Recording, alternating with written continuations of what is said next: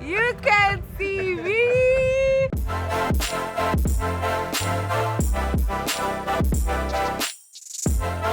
That song, you know, I love John Cena. I'm a huge fan of John Cena himself. I watched a lot of wrestling growing up. But the song is actually not about John Cena. It's about a boy that I had or have a big crush on, who I just felt like, you know, he just wasn't seeing me. I know at AFROPUNK, they like to say, we see you. But this guy was not seeing me at all. So I decided to make this song, which was like, you know, you don't see me, maybe I'm John Cena. You used to be cool when I used to come to, now you wanna act tough like John Cena.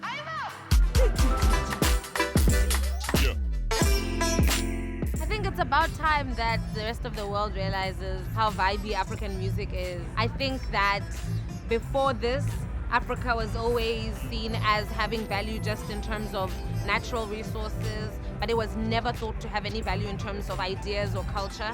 And this is that era where it's like, oh my goodness, we can actually trade also in culture. There's something valuable that we can offer from our mind. That's something that's extremely different from what the relationship the rest of the world has had with Africa has been for the last couple hundred years. Like it's very, very, very different. And it's exciting to be making music at a time when it seems like the rest of the world is ready for African music.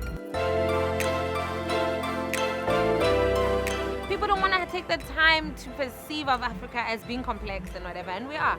You know, I come from a smaller ethnic group in South Africa. I'm Tsonga. I use a lot of Tsonga in my music. That's something that really wasn't being done in my genre or within the mainstream nationally in my country before I came on. That until somebody does it, you don't really think, you know, it's possible. A lot of the Afrobeat guys and stuff started off trying to emulate trap or trying to do US R&B, and saw that, okay, you're not going to beat people at trying to be what they are.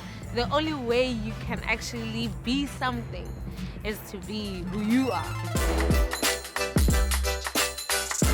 My music has always been seen as something that really unifies people, and I think it's because everybody has had some experience in which they're an outsider, so everybody can relate to that story. Whether it's because you're black and or having to overcome racism, having to overcome sexism, having to overcome homophobia. For me, coming from this small village, from an ethnic group that was really oppressed and undermined for ages, and then coming out and saying, actually now this is the new cool. Everybody can relate to that story, and I think that's why my music kind of brings people together.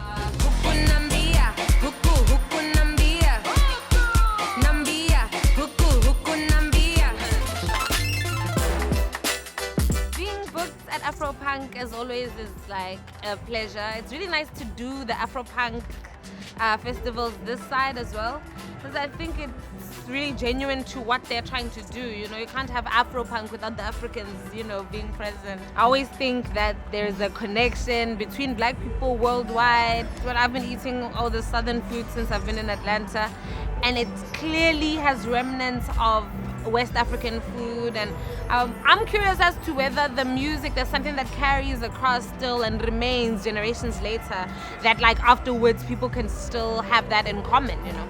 You used to be cool when I used to come to, now you wanna act tough like John Cena.